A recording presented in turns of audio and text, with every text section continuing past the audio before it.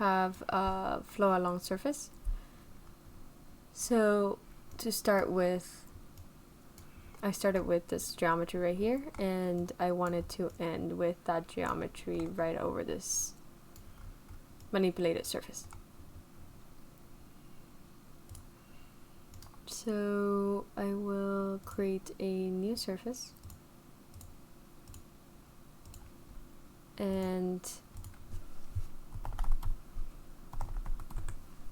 let's bring this back.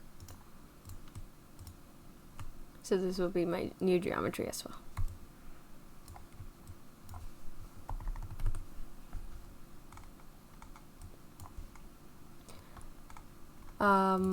I want to start with brep, and this sets multiple breps, right?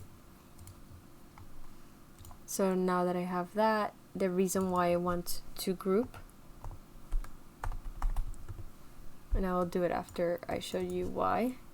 You want bounding box. So the bounding box will bound each item within its box. So right now I have all these items that are created and arrayed. So they're all individual. They're not Boolean union or anything. If I contain it here, it creates a bounding box around each little item.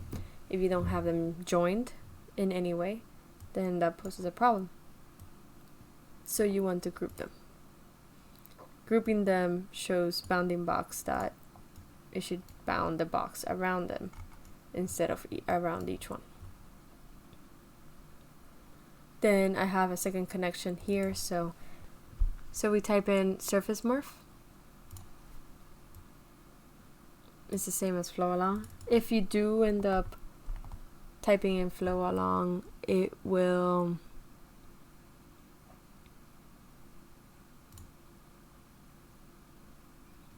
give you this, which is curve based, from a base curve to a target curve. You want your, here I'm gonna read, you want your surface, your reference, and your geometry. So right now this is your reference, your bounding box. Your geometry is this, what it's gonna morph. And then you want your surface, which is this.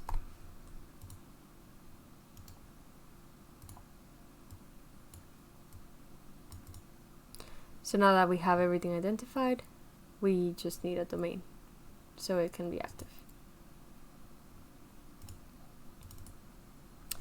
Your domain will be,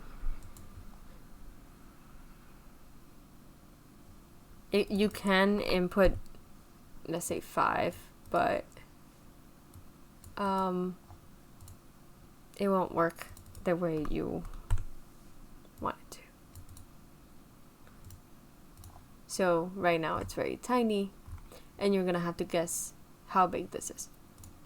So to avoid that, we will do a 0 to 1 panel.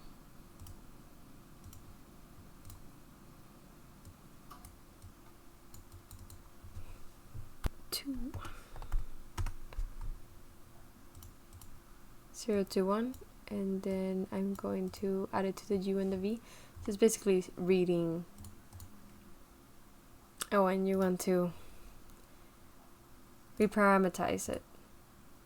So because you don't know the size of your surface, you want 0 to 1, but because you, instead of saying that this, if I measured it, it measured 100 by 100, then it's really measuring 1 by 1. You want to reparameterize it because it will set that surface the same as the panel. Then my height is based off of this number,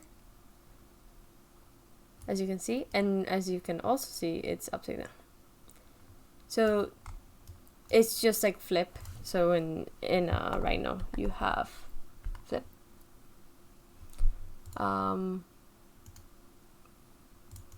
you can flip the surface in Rhino.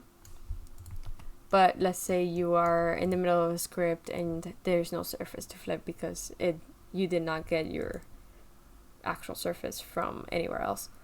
But in Grasshopper, you want to also type in flip in Grasshopper instead, and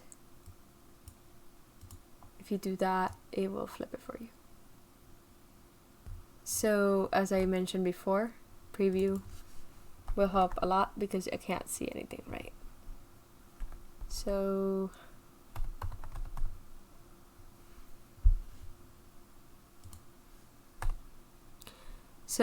custom preview,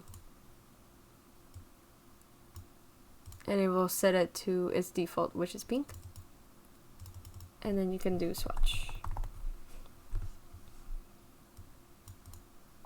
and it will set it to the default white. You can double click and change it to a different color. That way you can kind of see everything a little nicer, a little better. So the nice thing about this is that if I group this, if I change all these, it will show in here. So you can kind of play around, but because everything's set to 0 to 1, it will reflect exactly here to here. So it will push everything up if need be based on the bounding box. The bounding box is exactly what you're gonna see over here.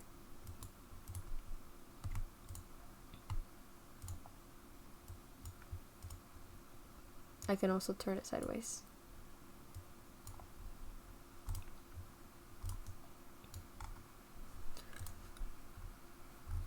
And that is it for Flow Along.